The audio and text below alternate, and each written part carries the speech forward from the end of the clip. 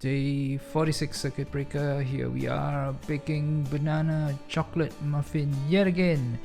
We have finished consumed completely all those we baked in the last round. It was so nice, so now we need to do a second time so that we have more baked goods to eat over the next week. You heard me, over the next week. There's the chocolate, sifting it through into the mix. Isn't it awesome? Very awesome indeed. Shake, shake, shake so that it's sifted and it comes out nicely.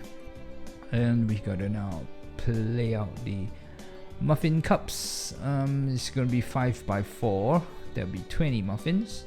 And look at that mix this time round. The more bananas compared to the last. Lay it all out. Put it into the cups. Yes, nicely done. And we add a small slice of banana on top.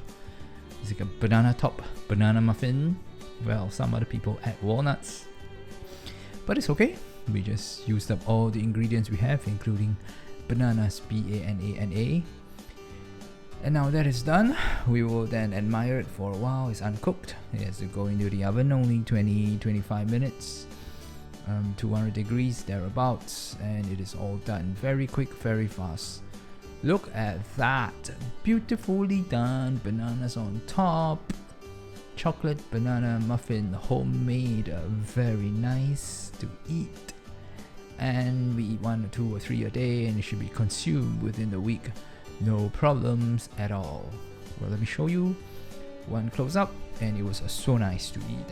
Happy staying at home and baking and eating. Goodbye to all.